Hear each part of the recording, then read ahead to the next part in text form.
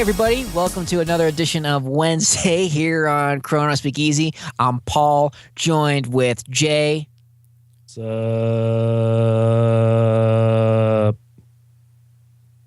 Will. Yo. And Rob. Hello. How's everyone doing? How was everyone's Thanksgiving? It existed. Yeah. Okay. I ate a steak. That was neat. Oh, different. I mean, so my family will go out to dinner on Thanksgiving day because no one feels like doing anything, but my dad always cooks a turkey the day before. So we did that as per normal, and we'll go out with family members, stuff like that. So cool. Yeah. I smoked a turkey for the 5th year in a row now, which is how's that for your lungs? it's not as bad as tobacco, but I think it's a little worse than marijuana. Okay. But yeah, my grandmother makes a turkey and it tastes like water chicken. So 5 years ago, I was like, I'm going to start making turkey that tastes good. There you go. And it tasted good. So Nice. successful. Well done. I got to have a wonderful Thanksgiving home with my parents and just a couple family friends, and very quiet, very low key, just food, nap, and booze. Nice. Yeah. That sounds nice. Well, I'll tell you how I spent my Thanksgiving. I was eating turkey and such, and I kept thinking, oh man, tomorrow's Black Friday, and Mondo's gonna have this fucking sick ass sale. Was it Flat Friday they were calling it? And I remember I was texting you guys. I set my alarm the next day. I fucking got it from my computer, and I was looking at the countdown clock. I was like, oh guys, 15 minutes, 2 minutes. And then when it finally like 3, 2, 1, and there was loading site, and I was like, oh man, I'm ready. I'm feeling lucky. And it was white screen. I tried my laptop, my iPad, my phone, Angela's computer, and it was not happening for me, and I was so bummed because I knew there'd be high volumes of traffic, but I don't know, because I remember Will was like, oh, I can see this. I was like, what the fuck? I'm looking at a white screen. Oh, there's Joker's Favor. I'm like, God damn it, why?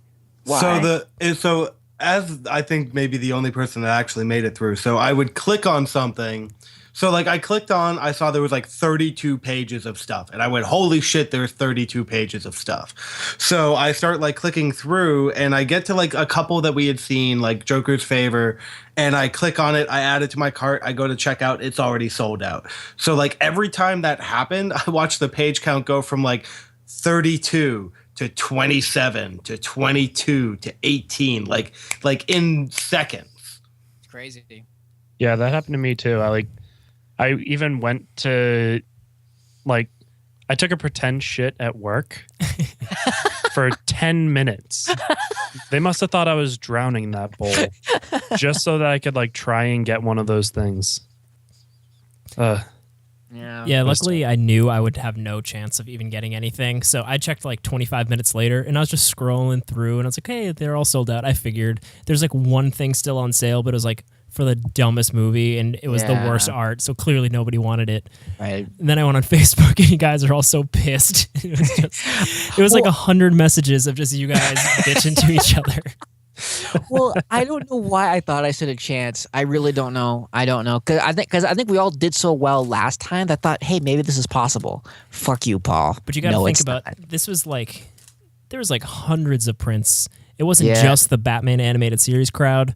Yeah. So I mean, I'm still shocked we got those Batman ones, and I'm super pumped to get them. But still, that's a whole nother ball game. Well, there was a countdown clock for this one too, opposed to just it's gonna be at some wacky time between 11 and 11:15. Exactly. Go fuck yourself until you find out when. But I'm just mad because I fucking set my alarm to be up. I sat in front of the computer 20 minutes before, and I got people were like, oh man, things were in my cart, and when I checked out, they were gone. I'm like, fuck you. You got to put something in your cart. I didn't get a cart. I got nothing. Honestly, I think it's a little worse to even get it in your cart. Your cart had broken wheels. Because remember the first time I tried to get the Batman animated series things, it was in my cart, and I was going to cash out. It even brought me to PayPal, and when I went back to Mondo, I was like, inventory change, sorry. And I was like, are you kidding me? Yeah, it's I don't know. I don't know, it's sad, but I'll tell you though, what I found my redemption in that fucking Civil War trailer. Mm-hmm. God Yeah. almighty, that was so good. So I think now is the part of the time where we break down the shit out of that trailer. So what were your initial thoughts when you guys first saw this thing? I thought it was pretty cool that they changed the like storyline of Civil War to being about fighting over Bucky opposed to the Superhero Registration Act. It seemed like a solid like loophole, I guess. No, I don't know what the right word is. Change. Well, Obama. I think I think Bucky's a part of it because don't forget too. There's a part where first of all, I think it's great that William Hurt is back as General Thunderbolt Ross. I think it's great that we're Right. finally we have more of a direct connection to the Hulk movie. I mean, I know we've had the Hulk other movies, but like no one from that cast has come back. I was happy to see him, and it's also that part where he slides this thick document across the table. He gives it to Scarlet Witch, and it says the Sokovia Accord. And Sokovia was, you know, the country where a lot of Age of Ultron took place. So I think a lot of it has to do with the governments being like, we've had enough. Like almost as if like all the consequences from all the Marvel movies are coming to a head in Civil War. Like we're tired of aliens blowing up our shit. Rob? Well, I was going to say kind of like what you're saying. I don't think Bucky's like the cause for the Civil War, but I think he's just another like just cause. Because in the beginning of the movie, it's essentially, or not the movie, in the beginning of the trailer, you basically see Captain America and his little posse just beat up like a German SWAT team who was just doing their job. And he was just dressed in an American flag. So, I mean, that's probably not going to go over well at the next UN meeting. Sure. So, just kind of breaking down the trailer a little bit, we kind of get a couple key beats. So we start with very similar to the secret, the Stinger scene in Ant-Man, where Bucky's in the basement, Cap and Falcon Right. are with them. They're talking about how they can't bring Tony in because of the Sokovia Accord. And then there was a couple different police scenes. So there's one that's in Germany, and then there's another one that's in like Italy or Spain. And then I think we got a couple glimpses of Wakanda throughout the trailer. But one of the really interesting things, and this is I fan theoried out so hard with some of this stuff. In one scene, they're at the Institute for the Preservation of Infectious Diseases or some infectious disease thing, and an enemy force has broken in and Cap shows up to stop them. You see other down soldiers kind of laying around already. And I'm wondering, so we know that Hydra is playing a role here somehow. Hydra is somehow always going to be the Captain America kind of villain. But I'm wondering if they're trying to get to Terrigen or Terrigenesis, because we got this big reveal in Agents of S.H.I.E.L.D. the other week that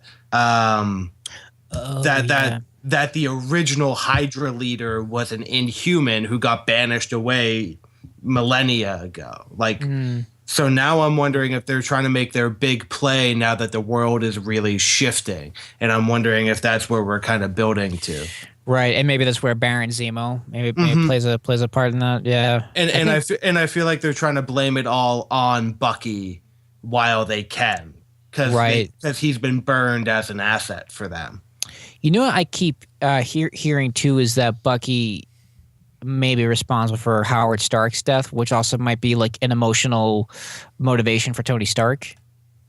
He didn't seem like you killed my father upset though in the trailer. Well, I mean, we only got a handful of scenes with Stark, and that might be something that they're saving for the second trailer. But you know, Rob brings up a good point though about kind of like Stark's emotion.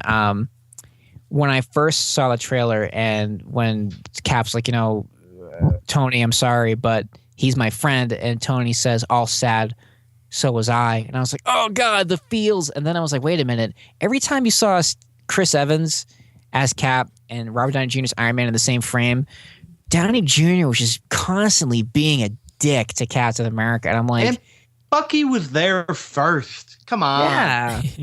like it was just like, I mean, think about it, like every scene, like like you're a capsicle, you're an old man, Pilates, like it's just like almost every time they're together, like it's just they don't like each other. Like Marvel's never really made it seem like these guys are gonna hang out, and even at the end of Age of Ultron, when like Tony Stark's like, "You're gonna miss me," I'm like, even that kind of feels a little forced. Like,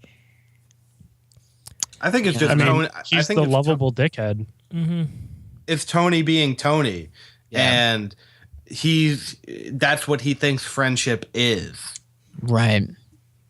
Yeah, that's true too. Because you look at his relationship with Rhodey, he kind of acts the same towards Rhodey a bit too, I guess, in certain respects. And Happy, his best friend Kinda is his completely. butler, or his driver, I should say. Bodyguard, whatever it is. Yeah. Director. The thing is, we all have that friend we're all just a dick to. So maybe Cap is just Steve's. Yeah. The thing is, that part, like, I felt bad for him when he said that, which is crazy because in the comic book, I never once even remotely thought to be on Iron Man's side because it was like they painted him as the bad guy. No, totally. Even though there was all like the whose side are you on? It's like, come on. If you were on Iron Man's side on the comic, you were some kind of fascist. Dude, you know what's guys funny think though? Yep. No, it's like because I've had actually a friend of mine. Well, we're no longer friends. Not this is the reason, but this person was like very gung ho about being on like Tony Stark's side, and man, that should have been the fucking red flag. Like they're like, no, but think about it though. They tell the government everything they want to know, and they get paid and get training. I'm like. I just rethink the argument. Like exposing yourself. That to the person government. now works for the NSA. I'm guessing that is why you guys aren't friends anymore. You had a civil war.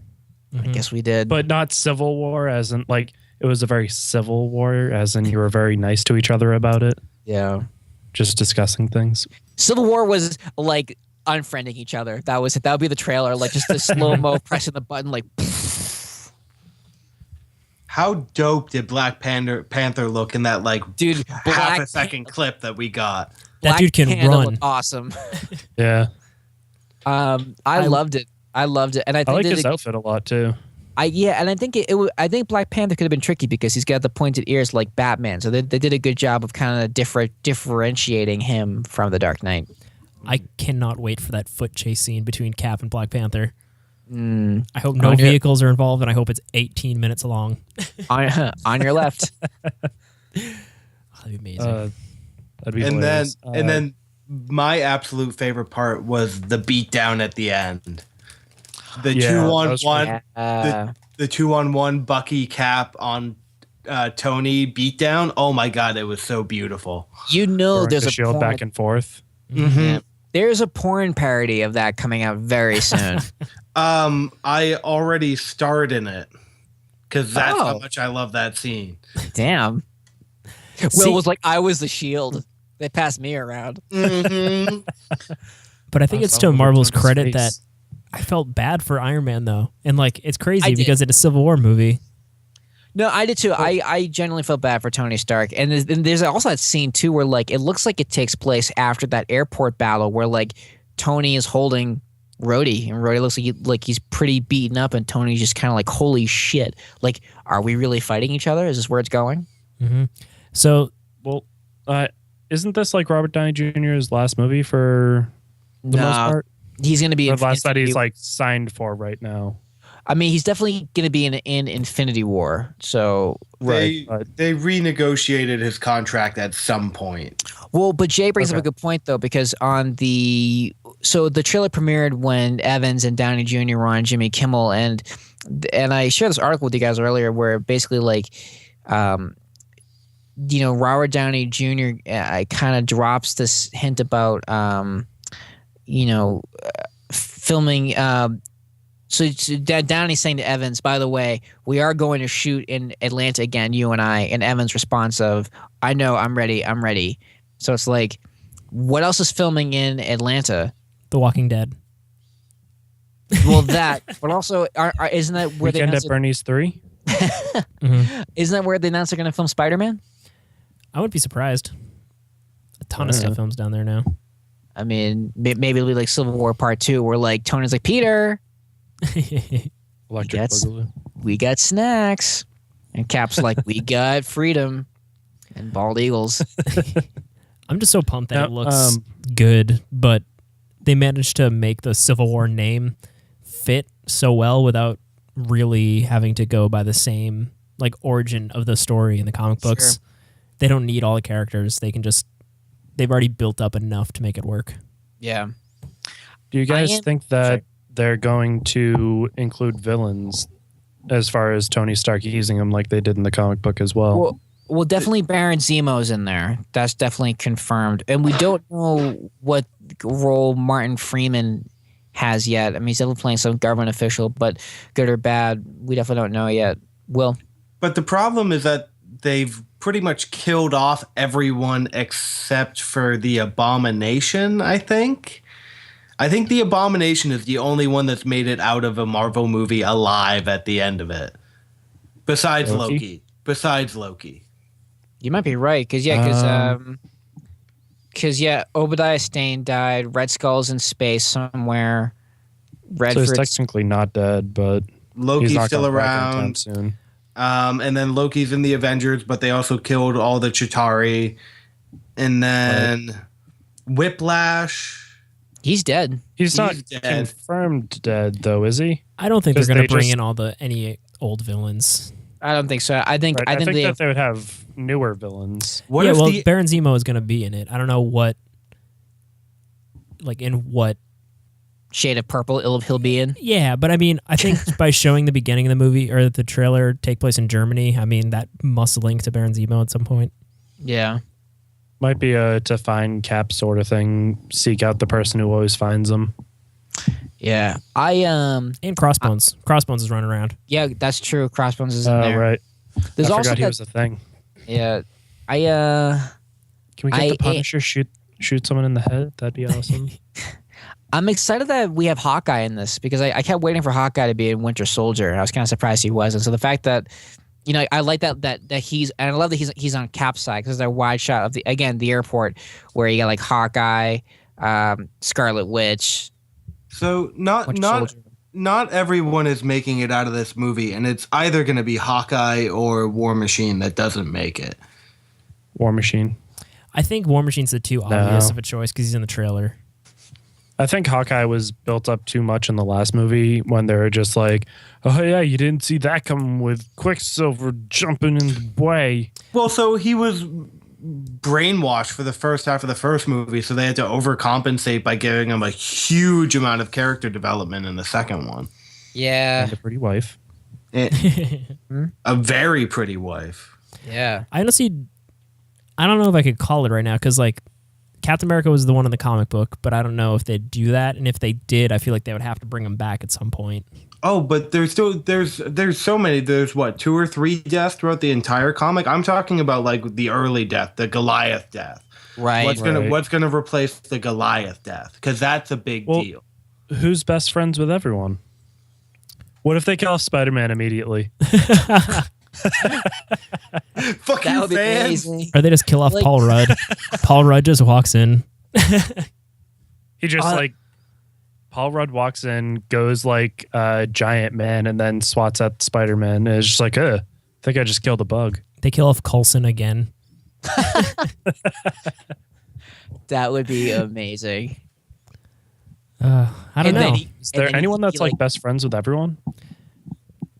Coulson was that guy, and that's why they yeah. killed him off. Nick Fury? No. Is Samuel L. Jackson even going to be in this? He's not, which is weird. And he's even said that. He's like, this is all motherfucking weird. Like, unless I don't know, maybe he's in it. They're playing close to the chest. But because I remember reading an interview with him where he was like, "What the fuck? Like, I should be." He's a fucking Nick Fury, and Nick Fury's back. He's not in hiding anymore. Well, Nick Fury wasn't even in the original Civil War. Wasn't that the whole point? Was that Maria Hill was in charge? Right. Yeah. He was underground because of the events that happened in Secret War. Not the Secret War that's happening now, but the Yeah. other Secret War. Yeah. What about Maria Hill? So, but she Pop works her for off. Stark now. I She's wouldn't mind not. that. She's not the same. I don't think she's the same level of bitch that she is in the comics. Well, that's true. You don't really even see the scale of her until Civil War starts. Mm-hmm. There's been like almost no interaction with her whatsoever in all the movies and shows and blah blah blah. But what if the reason Samuel Jackson isn't in it is because Nick Fury gets vitiligo and becomes white again? Oh, David Hasselhoff comes in as Nick Fury. Oh, don't remind us of that. He kind of looks like him. Don't Russell. go. Anyone listening, don't go looking for that trailer on YouTube. You'll only end in tears. yeah. Oh, But wow. I don't know. I mean, unless they thought, well, I don't know, maybe like they just didn't have room for Sam Jackson. You know, I don't know. Because there's a lot going on in this movie, and I was really concerned about it. But so far, what I've seen from the trailer, it's really quieted my my fears. The Russo brothers killed it with Winter Soldier. They really did. That And- movie was better, so much better than I had anticipated that movie to be. And they're working on Infinity Wars too, aren't they?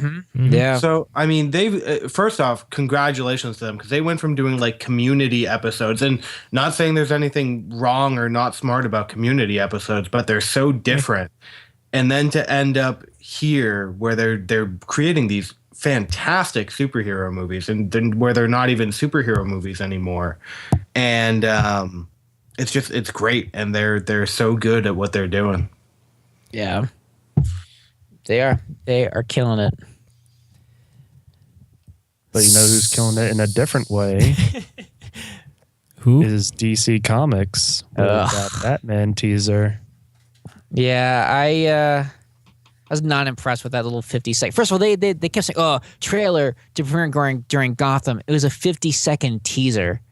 For It one, wasn't even a teaser. It was like a completely taken out of Scene. context scene that does nothing to make you want to see the movie. Like, what was that? It was him pulling the mask off of Batman. That was it. With the makeup No, it still was- attached to the mask. Yeah. I just Well, there's also the people bowing down to him as he walks along too, as if Oh, he's the- being the revered as a god of soldiers? some sort. I just don't like it. I don't like Batman wearing a fucking duster. Like he's wearing a jacket. I honestly, that doesn't bug me at all. I think it's hilarious that Batman, who's already in a suit, is wearing a giant duster. That's awesome to me. That's so comic booky that should be like, it reminds me of like The Thing, how he just wears a coat. And I'm like, everybody knows you're the goddamn Thing, but he's still Yeah. wearing a coat. Yeah, but clothes make him feel normal. Maybe Batman needed a duster. The It's not duster gonna doesn't bring his bug me. parents I just think back. the whole thematically, like, or tonally more than thematically, but like tonally, I was just, what a bizarre clip to show to Yeah. promote the movie. Like, it just I seems think it's so more weird. to get like the awe effect, and it just kind of did the opposite. Like, oh, he took off his mask, even though he has X-ray vision. Oh, maybe. Oh my god, that's fucking right. He does have X-ray vision. Why would he need I to forgot take that off was his a thing. mask? Dramatic effect. to talk to him face to face. Oh god, it's so dumb. Why does I he don't need know. him chained up like that too? He's Superman. He could punch his face into oblivion. Well, I get the impression that Batman sneaks onto the super base, which should be in fucking Antarctica, not in the desert. But anyway, like he sneaks onto the base. He can't overpower the henchman, which would not happen. And so they chain him up while they wait for Superman to take off his mask. Also, the way Henry Cavill's face, the way it's so contorted, it almost seems cartoonishly fake. Like, I'm kind well, of. you. That's a cartoonishly evil face for those of you who can't actually see his face. I actually did it. Yeah, I It channeled seems my to me Henry like it's Cavill. either a dream sequence, Superman's under control by someone, or It's not real. It's a dream sequence. It's too bizarre. I think it's a dream. In It's Batman's dream, he fears. wears a duster. That's So- great. Yeah, so that's his like dreams and ambitions. there's some evidence out there also to support that, because I think it was either at Comic-Con or one of the big toy conventions. They had that toy on display for Batman vs Superman, of that Batman from that scene, and it's called the Nightmare with a K, of course, because it's Batman, but Nightmare Batman. Yeah. That's a Yeah, lame it was name. called Nightmare Batman. Yeah, with Too a bad K though, because it's Batman. Too bad it's Yeah. not like Inception Batman, where it's like everything turns, and That's then the duster will look cool floating in slow mo. But then everything kind of starts to make sense when you think about it that way. It's okay. So of course Batman doesn't know that Superman's based in the Antarctic. He just figured where would he, or like what would happen if Superman took over the world, and then this is what it was.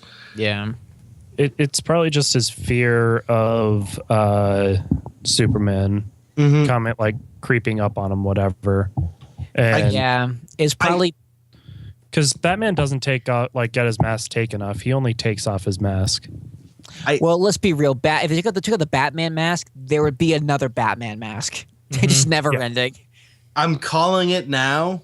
That's the cold open to the movie. Oh.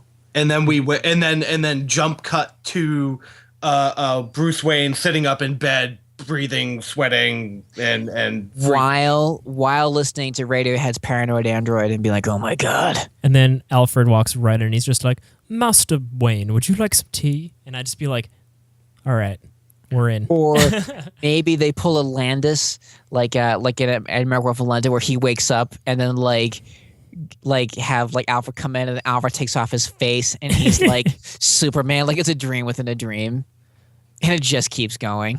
It's just sounds like nightmare fuel.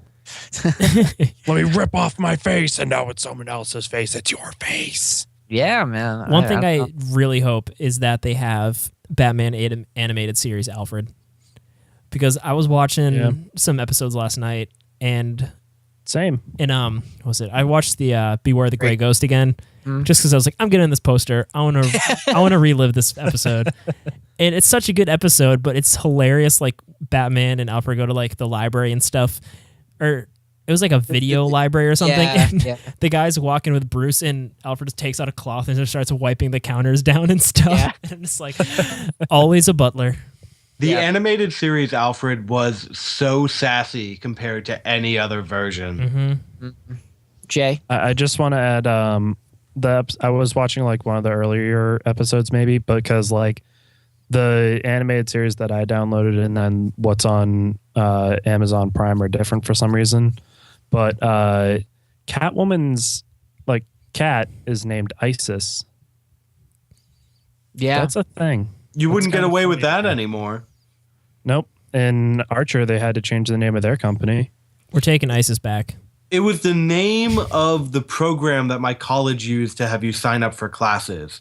Now it's just called, I don't know, they moved to something else. I think it's that's not ISIS. But no, it's not ISIS anymore, but It's was. called Al-Qaeda now. Yeah. Because that's available. It's got dark quick. It's called ISIL. But no, I think anything out of the Bruce Timm Batman is the best. It was the best Batman. It was the best Alfred. It was the best Joker. It's the best Mr. Freeze. It's the best everything. It was like dark, but it also had heart, and it was also funny, and it hit like every level. Like there were sad episodes that were also like fun. It was just all you would want in good stories. So if you want to see how Batman vs Superman won't be like, watch the Bruce Timm cartoon. Yes. If you want to get any idea of how the movie won't be. Yeah, because I was thinking a lot of good puns too. Just throwing it out there. They do have really good puns. I don't know. I was thinking too, because I know because the Captain America trailer just came out, and now we have Batman vs Superman trailer coming out, and I think, and just thinking out loud, that part of the reason why I feel like maybe I'm not really super pumped or attached to this movie is because we haven't had Ben Affleck play Batman 4 or 5 times before this movie, and we've only had one Henry Cavill Superman movie. So maybe if there was like more of a relationship with those presentations of the DC characters, maybe I might be a little more intrigued. Like, can you imagine if like Marvel made Civil War first? Like, yeah, it'd be cool, but you wouldn't be as like emotionally invested. Mm-hmm. I don't know. Just a thought. DC just decided that they were going to do the complete opposite version of Marvel. They figured that they were just going to start from one property and then move out, as opposed to laying the groundwork first and then moving from there. Like, we're going Batman vs Superman, Wonder Woman, and then straight into Justice League, right? And then we're getting like a Flash, Aquaman, Cyborg. I actually heard that they might be replacing the Cyborg movie with a Teen Titans movie. I heard that too, and I would be pretty hyped up for it. Yeah, a good Teen Titans movie. Like So it would not be good. Let's know. get that out of the way right I don't want now. a gritty Teen Titans. I want a John Hughes Teen Titans Yes, movie. yes. No, that's the What best. if Yeah, it was just Teen Titans Go? I want. No, not Teen Titans Go. Maybe the first Teen Titans cartoon, which was actually really good. Yeah, I like that series. I want teen romance. I want love triangles. I want Scooby Doo like adventure. I want. What? I want Hi Hi want Puppy Beast Yummy Yumi Boy. theme I song. don't know what just happened to Rob. He's like romance and the Scooby Doo. I just need Beast Boy being absolutely raunchy and absurd. Dude, we need like Breakfast Club Teen Titans. Yeah, not necessarily. I would think more like a Pretty in Pink. Yeah, like a Pretty in Pink. or 16 some- Candles. 16 Candles. That's with what's up. Raven, with Raven as like the main character. Mhm. Not Raven Simone. No. What is? Well, Yeah. who would be Annie Potts? Hmm? Who would be Annie Potts? I don't know who that is. She's the old secretary from Ghostbusters, who's like the mentor business owner in Pretty in Pink that gives it the dress. You guys didn't have a crush on her too to like learn her name enough or anything? Kind of. No. I No. thought she was cute. I'm gonna have to Google her now. Wait, is this like the assistant that Egon gets with in Ghostbusters? Yes. Who are you going to call? That is the one and the same. That- And she gives the dress and she has like awesome style. Wait, so it's Annie Potts? Yeah. Like I Pepper only know it Potts? because I only know her name because of a Brian or no. I don't think it's Brian. You only know her or- name because you're in love. because there's a joke from another comedian or a comedian who's like, I don't know. I don't want to tell the joke on the Dude, podcast. I just Googled Annie Potts and that's how they get Annie Potts hot legs. Okay. Just So she IMDb had- page. I was just gonna say somebody found J Search history. I mean, Speaking of DC stuff, though, Um, did any of you guys see those pictures they posted of George Miller's like costume for Wonder Woman in the Justice League movie he never got to make? Yeah. I thought, other than the comically enhanced boobs on that thing, I thought it was super cool. It was like super intricate, and her tiara was all fancy and jewelry like. Yeah. I really hope that someone gives George Miller a superhero movie to do, but only if he's really excited about it. Mm-hmm. Hold on a second. Sorry, I'll go ahead. Sorry. No? That was No, it. sorry. I had I mean, I had a glitch on my end. Sorry, guys. No problemo. But speaking of Batman, Dark Knight 3 came out, or The Master Race, as it's called.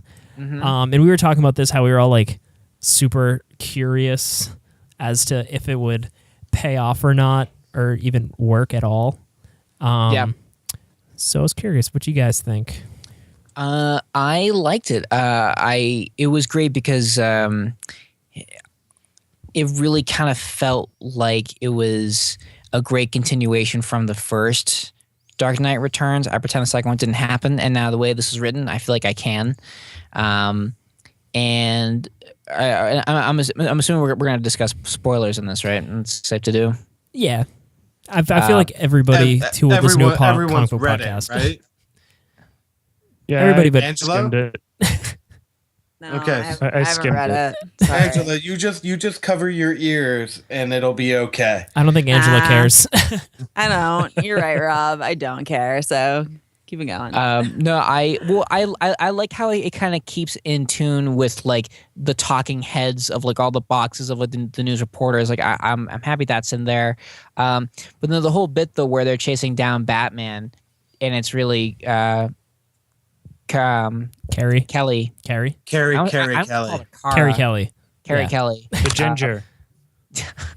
I thought that was cool. I think it's a little confused that they confused her for a big old man, but you know, otherwise, I thought that was kind of cool. It might have been in her mind, sort of thing, though, too.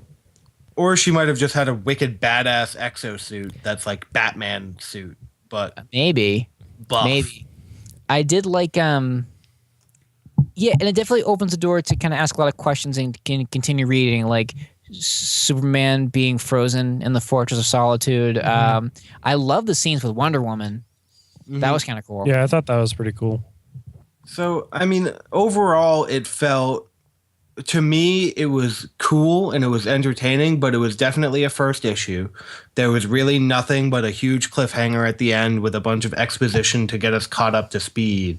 So it's going to be like issues 2 or 3 that I feel like are really going to get me hooked, at least, until I read the Atom kind of subplot that they tagged on the end, which was amazing. And I can't wait to see what they do to help the city of Kandor. But see, so that's what I was thinking. I read the whole Dark Knight thing, and in the physical issue, the Atom thing was just like a miniature comic book, like stuck in the middle. So I read it in the middle, and I was really confused. But at the end, I was like, oh, this comic book would be way worse without the Atom part. Because the what is it, the bottle city of Kandor or whatever, like the tiny little city has what, like 10 million Kryptonians or something on it. It's got a bunch of it was Krypton's biggest city, and then Brainiac came and took it. Yeah, so I'm pretty sure the master race is Kryptonians, and I feel like they're gonna expand that, and they're just gonna release 10,000 Kryptonians onto the planet. That's what my guess is gonna be, because what else would the master race be other than 10,000 Supermen? Amazonians. So Wonder Woman being such a big part, I think that'd be badass. A bunch of Amazonians start beating the shit out of Kryptonians. That would get me in on this comic, because the first issue I was just like, it's kind of thin, but the Wonder Woman looked badass. That's actually a wonderful concept. Bunch of Amazonians versus Kryptonians. A bunch of women just beating the shit out of these flying fools. Also, too, don't forget, and I know I'm kind of contradicting myself when I said that, I kind of pretend that the second Dark Knight story didn't happen, but Wonder Woman and Superman did hook up. And they have 2 children, apparently. Yeah, so they might be the master race, because it's Amazonian and Kryptonian, so who knows, that maybe that could be the dawn of the master race. When did they have 2 kids? In between Dark Knight Returns The Dark Knight Strikes Again and whatever this is, the master race. They have the one daughter already who's older, right? Yeah, She's the one who flying went to around. Fortress of Solitude, yeah. And then at the end of Strikes Again, they hook up again, don't they? And is that the little baby Wonder Woman's carrying around? Well, I don't know. I gotta reread it. We're only like 3 years out of The Dark Knight Strikes Again. Yeah. Wait, so the West Side Story thing happened? Or Yes. Okay. He's saying Maria. But yeah, what weirded me out though, and it's probably just like some insider trading nonsense paying for reviews, but a bunch of websites gave this thing like a 9.5 out of 10, and I do not think it's a 9.5 out of 10. So it's the Frank Miller circle jerk. It's like no one's gonna say it's bad until everyone agrees that it's bad. No one's gonna be, because it's like the first rule of reviewing is that you can't write a bad review until you're famous, because you don't want to burn that bridge of that publisher not wanting to work with you ever again if you're trying to get early access to anything or anything like that. Well, So I it's just would have all given these it. websites I would have given it like a 6.5, 7.5 out of 10, because except for the cliffhanger ending, it was a lot of exposition. Yeah, I was gonna say it's like a solid like C- of a comic book. Like the art is nowhere near as awesome as like Dark Knight Returns. The story is just more thin, and I do like how combined with the Atom story, it kind of filled out into a good first issue. But I think if someone skipped over the Atom part, like this is a super thin issue. Lost. But I'm really hoping Yeah. they blow up, and by blow up I mean enlarge all those Kryptonians in that city, and shit goes crazy. That would be rad. I need to reread it. I was too distracted while I was going through it the first time. My mom was showing me pictures of dogs, But like That would be saying very like, "Oh, distracting. this one's going to be Sen's boyfriend." when I finished it though, I wanted to go back and reread Yeah. Dark Knight Strikes Again because I hadn't read it in so long, and then I was like, I feel like I need to give this book a lower review now because it almost made me go back and read such a terrible comic book. Yeah, that second one was so bad, and the art is the art's terrible. Like when I was reading, the first issue of the Master Race, I really liked the Andy Kubert art, and then when I get to the Adam part, at least in what I got, they had like a cover of the Adam story, and it's totally the Frank Miller art, and it's gross. Like Superman looks like Ronald Reagan. And it's just like the line work's awful. I love Frank Miller, but his art, at least his art for the first Dark Knight Returns is great. But but that cover of the Adam art was just, woof. Like, why does Superman look like his face melted? Like, it's just, ugh, no. Why? But yeah, I'm going to keep reading it. I also think it's sort of absurd. They released 52 variants for this. What's sad is I'm pretty sure Comic Cove is holding all of them for me. Well, the thing is, you can't even get all of them because there's a ton of retailers. Yeah, they're all retail exclusive. So there's some weird Texas comic store is not going to ship out their variants to New England and stuff like that. So that just seemed like a weird they're just trying to make money. DC, something seems sleazy. DC seems sleazy. So does Marvel, but everybody seems sleazy. Dude, okay. No. Marvel hides their sleaze better because DC, remember when they did the selfie variants and then there was the monster variant? Mm-hmm. The hip hop variants were pretty sleazy. Yeah, that was pretty sleazy. What was the DC variants that they were all old movie posters though? Remember those? Those were cool. I bought way too many of those because that was just an awesome idea.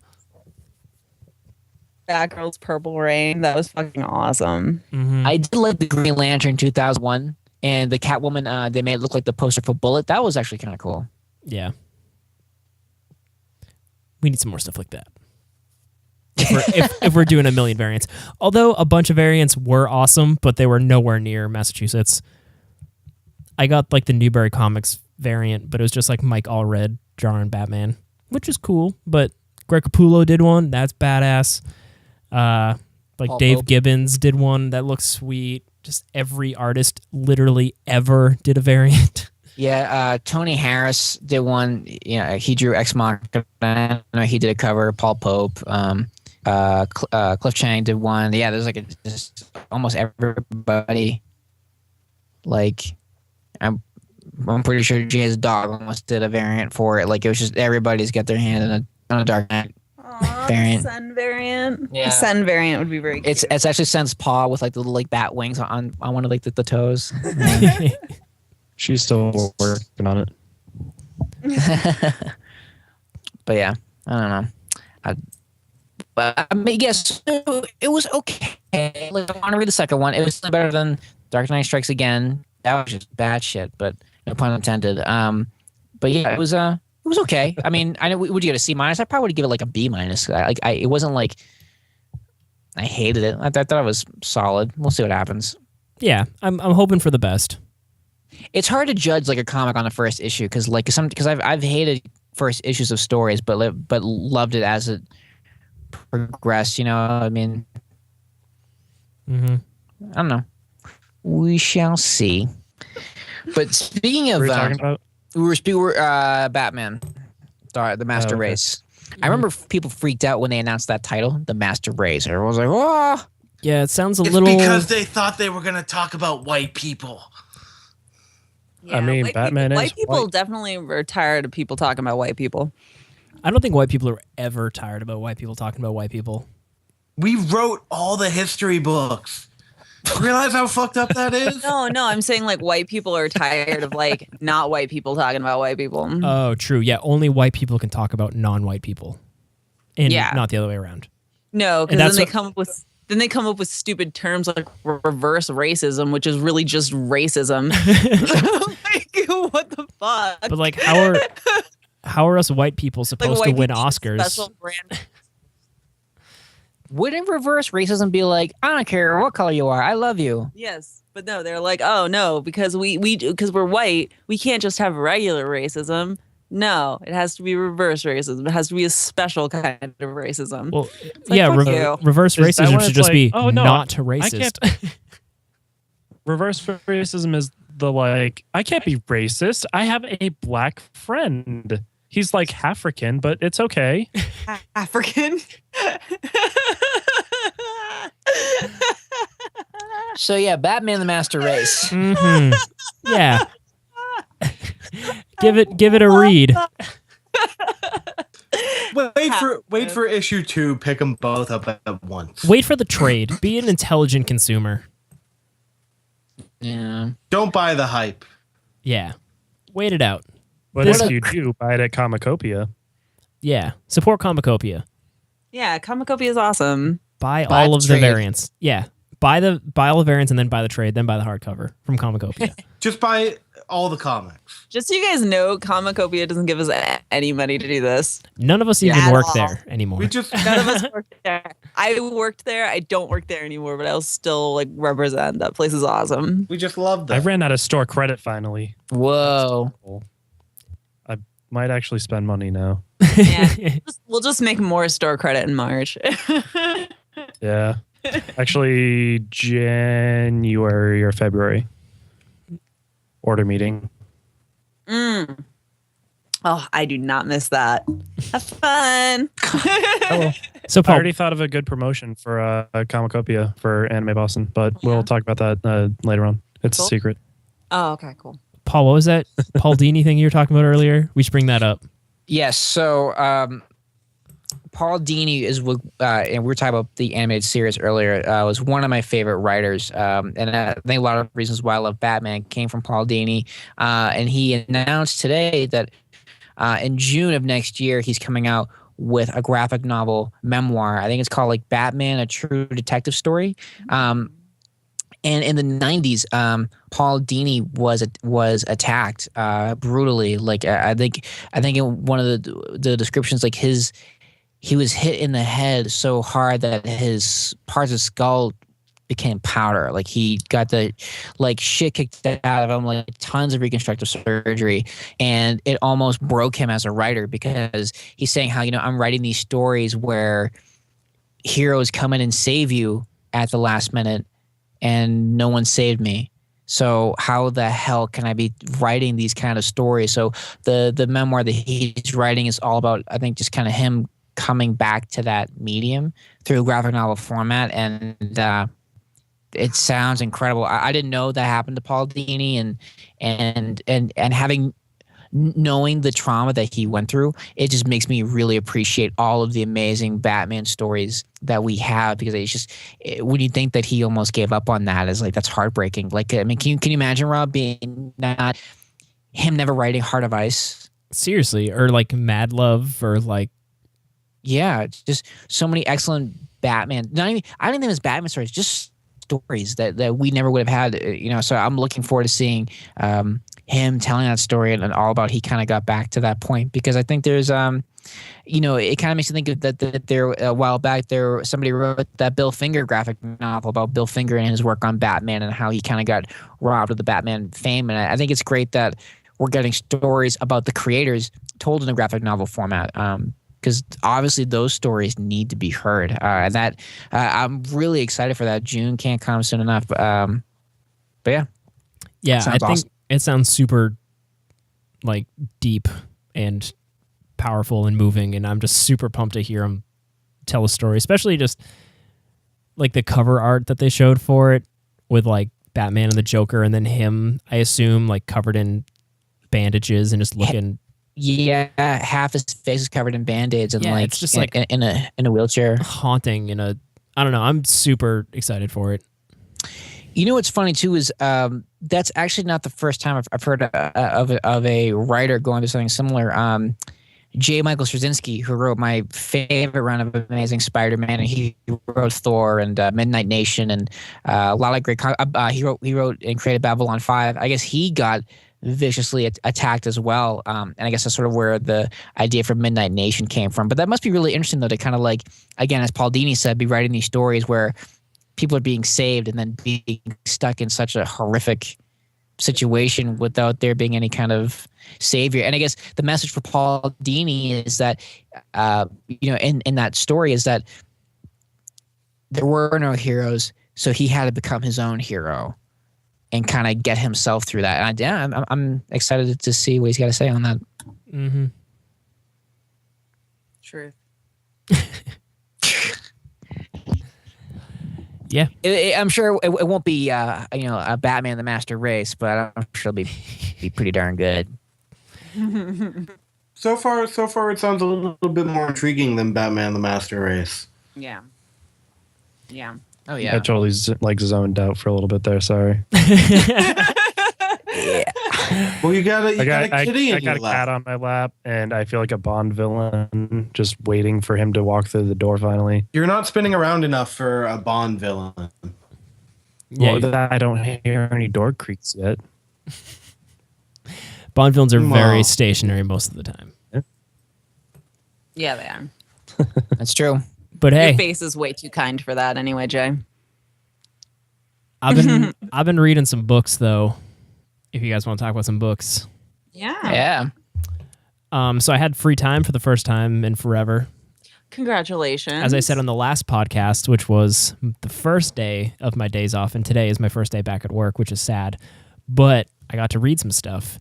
Today on the way to work, I read the first issue of Superman Red Sun, which I haven't read since like 10 years ago or something.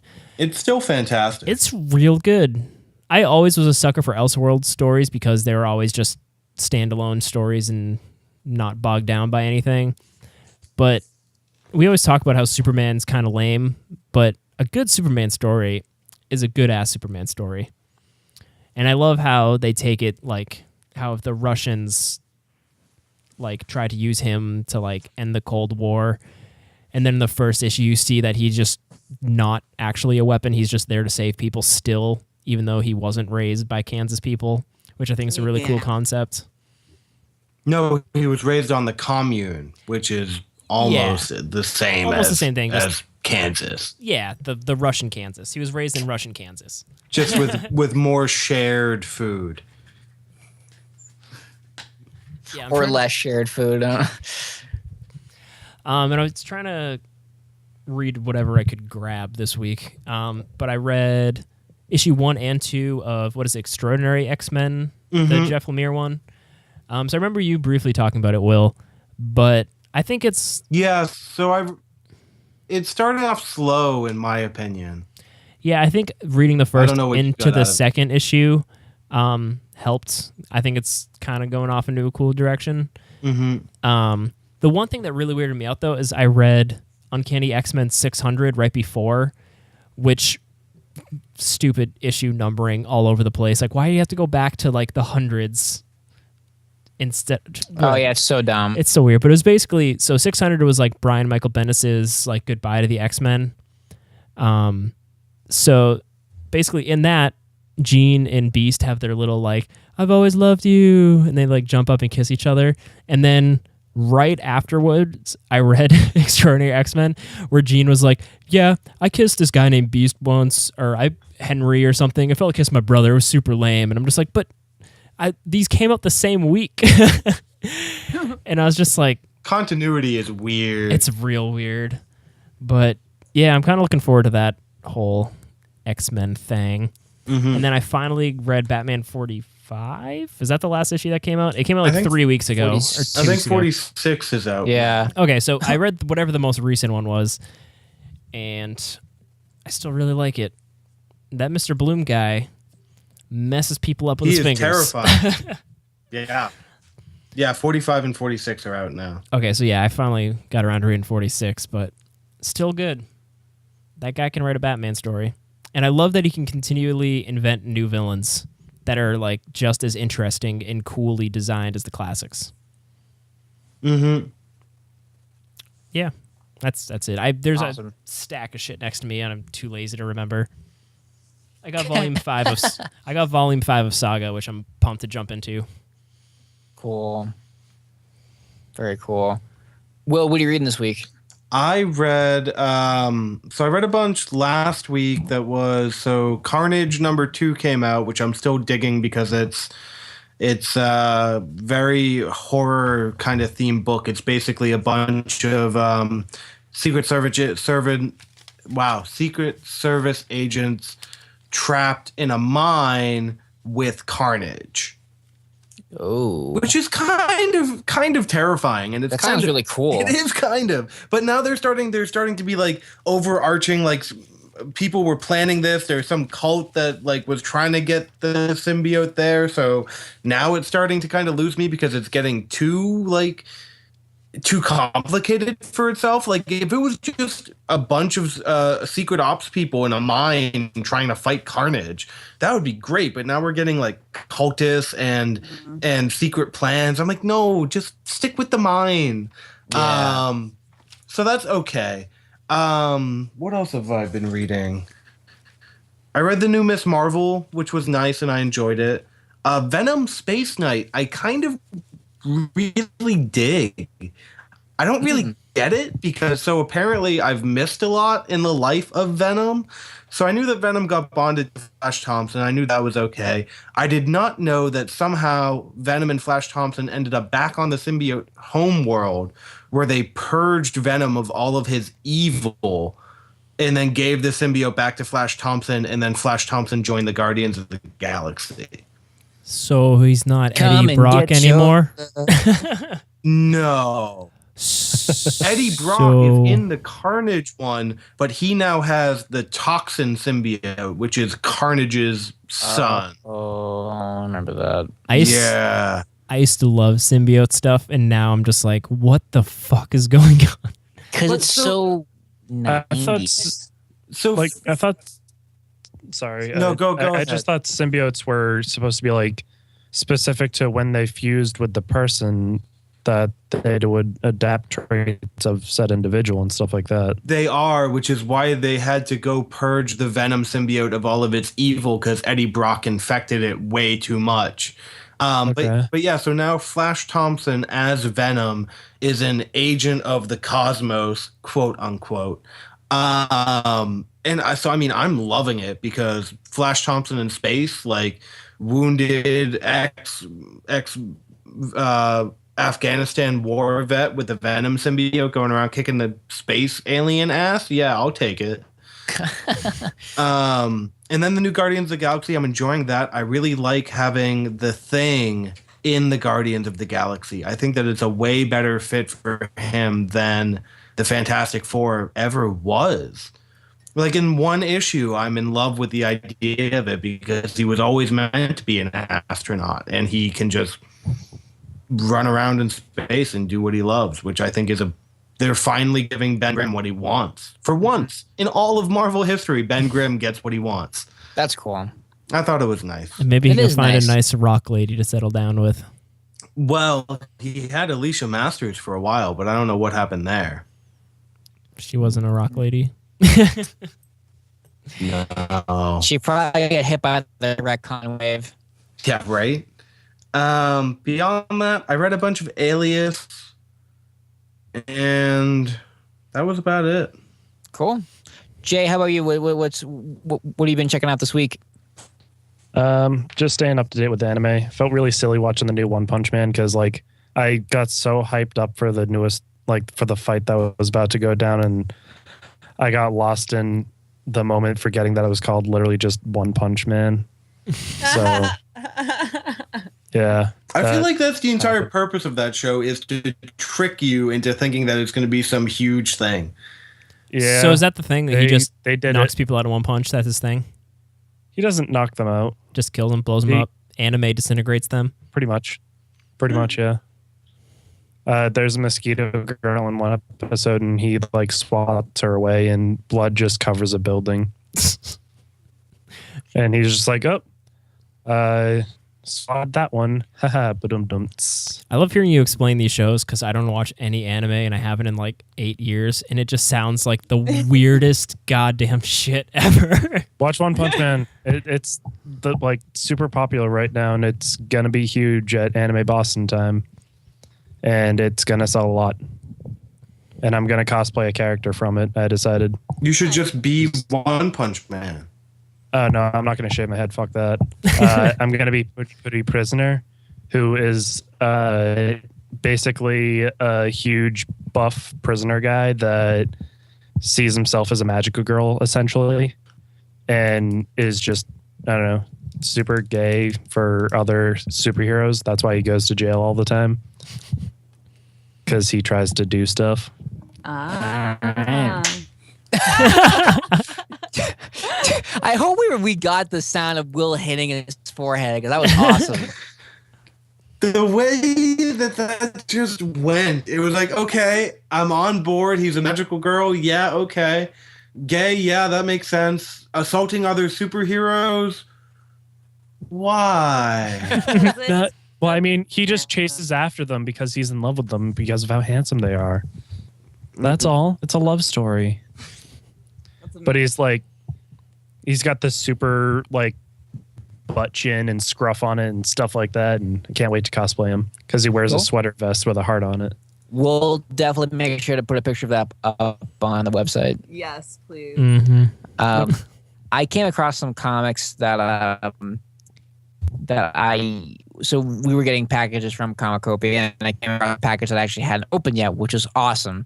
And it was the final issue of Star Wars Shattered Empires, the fourth issue, which I was pumped because I was bad enough that, like, I'm kind of cut off from continuing other titles, but to get a conclusion on this somewhat was kind of awesome. And it was a really cool issue because, thus far it's kind of focusing on, I guess, I'm blanking on his name, but the pilot in the upcoming The Force Awakens movie. Poe Dameron. Right. Is that the guy who Oscar Isaac plays? Yes.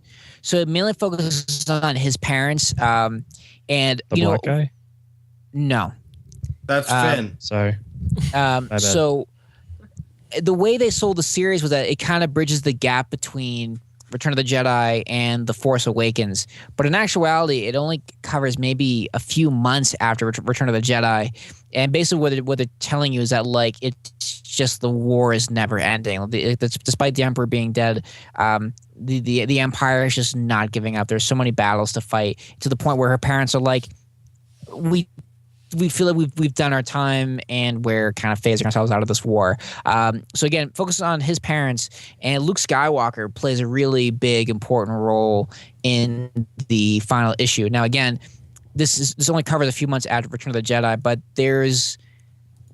I wouldn't say it's big, but they make it a point to address something in this issue that I feel like this has to play a part in The Force Awakens. And basically what that is I'm going to spoil it for you. Luke Skywalker recruits Poe's mom to go on this mission because Palpatine stole something that Luke needs. And the things that Palpatine stole were the two trees from the Jedi Temple in Revenge of the Sith. And Luke has to get these trees because Luke says the Force is in the trees. They're in these trees, and Luke has to get them back. And so Luke takes one. He says, well, I only need the one. You can have the other. And it ends with Poe's mom planting this tree. So I don't know if the Force awakens within these trees years later, but I feel like if this is supposed to be the thing that kind of bridges the gap between episodes 6 and 7, and we're spending all this time talking about trees, I feel like it's got to play a role in The Force Awakens. So I thought that was kind of cool. And that was what I read this week. Angela, how about you? Did you read? I didn't. I was gonna read a bunch of comics today, and then I painted my nails instead. They're really cute. I got, like, I don't know if you guys can see, but there's like a cake and a leaf. And I got one was like teddy bears. But cute shit on my nails. But I have been like more into like my film area right now, and Paul and I just watched this awesome documentary yesterday that's new up on Netflix, and it's called Electric Boogaloo. You guys should totally check it out. And it's basically about the producers for Canon. They did like He-Man, Masters of the Universe, Over the Top, all like the Chuck Norris movies. Like, they're known for just these terrible, terrible, terrible movies. And There was a bunch that I haven't seen yet, so I was like, I'm going through that now, and I want to see like all of their terrible films, and yeah, it's exciting. I think I heard about that when it was first like hitting the like South by Southwest stuff, because people were talking about how awesome it was, and it sounds awesome because 80s stupid movies are the best movies, Oh as my we God, all like, know. So They showed a clip of a ninja like spitting like 1,000 stars on into a guy's face. It was amazing. Yeah, I the one that I'm going through right now is The Apple, and it was their response to Tommy. I don't know if you guys remember that musical, Tommy. No, really? I Are do. you serious? It I refresh totally me. remember. I know what you're talking about, but my brain Okay. doesn't. The Who? Like Tina, Oh yes, Tina's in the it. deaf guy or something. Yeah. Yeah. Okay. Elton John, Mhm. like Pinball Wizard, all that stuff. Yeah. So, but it was the Apple was their response to it. The music is awful, and it is quite an amazing thing to see because it's like Xanadu, but bad. And I know a lot of people, like, I'm a huge Xanadu fan, but a lot of people like don't realize how epic and awesome that movie really is because it's like just a bag of cocaine. But The Apple is just, oh my God. They have a song that's called like I'm Coming, and it's like a whole thing about sex and coming, and it's amazing. And there's dance routines and a lot of jewels. Yeah. Sounds Jewels of the family variety, or just regular jewels? No, like just What about the jewels. musician? was Jewel in it? No, Jewel's not in it. This was done in like this is like 1980 maybe. I don't know. It's got that weird feel to it, and that's free on Amazon. If you have Amazon Prime, it's free on Amazon Prime. The I Apple. might check out. That sounds ridiculous. Holy shit, it is a mess. You need to see it. Oh God, I eat this stuff for breakfast. I love it. So An apple is good Yeah. for breakfast. yeah, it's like they go to hell at one point, and like I guess the main guy who's supposed to be like really attractive is just like in a gold thong, and his body is just a mess. Like it was supposed to be like he's supposed to be the epitome of beauty, but even by 1970s standards, that was not. He's just a mess. He's just It's like a frumpadump. He's just yes, with an afro, white guy with an afro and a gold dog Those with are a the lot of- worst. with a lot of like gold lighting. It is a mess. So yeah, y'all should check it out. But Electric Boogaloo, if you want more information, just go to Netflix. Electric Boogaloo. This shit is awesome. Cool. Yeah, I gotta second that. That was really good. It was very good. But while you're on Netflix and you're checking that out, make sure to like us on Facebook. We're on Instagram, Twitter. Give us some ratings on iTunes. We're on Stitcher. Are we still on YouTube, Rob? Hell yeah. I've been a We're little on lazy, YouTube. but we got some videos, and I try to keep Cool, those pumping. cool. So yeah, go to Google, or don't go to Google. Just go to Kronos, KRONOS, speakeasy.com/podcasts. And then there's links to everything. And just throw stars around. Yeah, Stars for All the everybody. stars. Yeah. So many And- Read our stars. blogs. Yeah. Leave comments. Yeah, Get we got social some. with us. Yeah, We write some thought-provoking things. Yeah. So I got a comment on my article. I was pretty happy about that. congratulations. What did it say? You're stupid, Jay. No, it was. I feel like that's Well, what and Why that's would like you every say that, Rob? watch. I feel like I definitely didn't leave a comment like that. But yeah, They just gave another suggestion for something to watch for anime. And it was that's just cool. Like, That's awesome. You should watch Death Note. I was like, God damn Lord. it, Death Note. but yeah, Well, hey, at least somebody wrote back. That's cool. but yeah, just leave us 5 stars on iTunes because that helps us the most. Please, we need it. We want your Yeah. stars. And then under that, write a pitch for an 80s musical. Oh Mhm. my God! That'd be Please sweet. do it. Yeah. Can we each write a pitch for an 80s musical? Sure. And compare? Hell yeah. And leave Yeah, us. I'm down. But it Next has- episode, our 80s musical. Yeah, but I'm gonna win this. they all need to be 5-star iTunes reviews. Yeah. And also next episode we're gonna finish our review of Jessica Jones. Yes, because So- I'm still chugging through that. I'm close. So I know you're all dying to listen to that, but in the meantime, please enjoy your issues.